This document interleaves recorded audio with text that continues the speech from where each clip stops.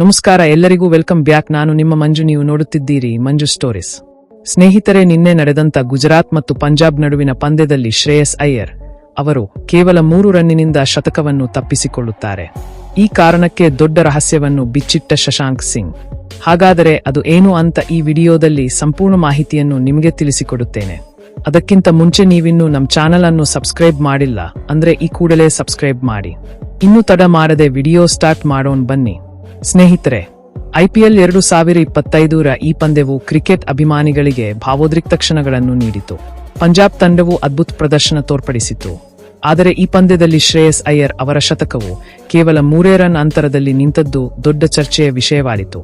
ನಾಯಕ ಶ್ರೇಯಸ್ ಅಯ್ಯರ್ ಅತ್ಯುತ್ತಮ ಆಟವಾಡಿ 97 ರನ್ ಗಳಿಸಿ ತಂಡವನ್ನು ಭಾರೀ ಮೊತ್ತದತ್ತ ಕೊಂಡೊಯ್ದರು. ಸ್ನೇಹಿತರೆ, ಕೊನೆಯ ಓವರ್ ಆರಂಭವಾಗುವಾಗ ಎಲ್ಲರೂ ಅವರ ಶತಕವನ್ನು ಕಾದು ನೋಡುತ್ತಿದ್ದರು.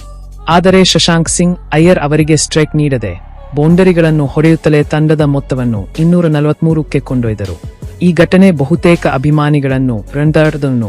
ಪಂದ್ಯಾನಂತರ ಶಶಾಂಕ್ ಸಿಂಗ್ ಮಾಧ್ಯಮದ ಮುಂದೆ ತಮ್ಮ ನಿರ್ಧಾರವನ್ನು ಸಮರ್ಥಿಸಿಕೊಂಡರು. ನಾನು ಶ್ರೇಯಸ್ ಬಾಯ್ಗೆ ಶತಕ ಹೊಡೆಯಲು ಅವಕಾಶ ನೀಡಲು ಬಯಸಿದ್ದೆ, ಆದರೆ ಪ್ರತಿಯೊಂದು ಚೆಂಡು ನಾನು ಹೊಡೆಯುವಾಗ ಬೌಂಡರಿಯನ್ನೇ ತಲುಪುತ್ತಿತ್ತು. ನಾನು ಅವರಿಂದ ಕ್ಷಮೆ ಕೇಳುತ್ತೇನೆ, ಆದರೆ ಇದೇ ಮರುಕಳಿಸದಂತೆ ತಂಡದ ಯಶಸ್ಸನ್ನು ಮೊದಲು ಯೋಚಿಸುತ್ತೇನೆ. ಈ ಹೇಳಿಕೆ ಕ್ರಿಕೆಟ್ ಲೋಕದಲ್ಲಿ ಭಾರೀ ಸಂಚಲನವನ್ನುಂಟು ಮಾಡಿತು. ಸ್ನೇಹಿತರೆ, ಕೆಲವರು ಶಶಾಂಕ್ ಅವರ ನಿಷ್ಠೆಯನ್ನು ಮೆಚ್ಚಿಕೊಂಡರೆ ಇತರರು ಅಯ್ಯರ್ ಅವರ ಶತಕವನ್ನು ಹೊಡೆಯಲು ಅವಕಾಶ ನೀಡಬೇಕಾಗಿತ್ತೆಂದರು. ಗುಜರಾತ್ ತಂಡ 244 ರನ್ನ ಬೆನ್ನತ್ತಬೇಕಾಗಿತ್ತು, ಆದರೆ ಪಂಜಾಬ್ ಅವರ ದಪ್ಪ ಮೊತ್ತದ ಮೇಲೆ ಗೆಲುವು ಸಾಧಿಸಿತು. ಶಶಾಂಕ್ ಸಿಂಗ್ ಅವರ ಈ ನಡೆ ಸರಿಯಾದ?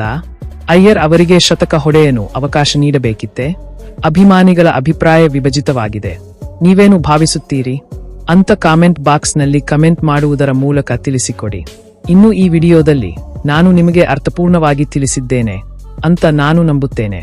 ಇನ್ನು ಈ ವಿಡಿಯೋ ನಿಮಗೆ ಇಷ್ಟವಾಗಿದ್ದರೆ ಲೈಕ್ ಮಾಡಿ, ಶೇರ್ ಮಾಡಿ, ಕಮೆಂಟ್ ಮಾಡಿ, ಸಬ್ಸ್ಕ್ರೈಬ್ ಮಾಡಿ. ನಮಸ್ಕಾರ.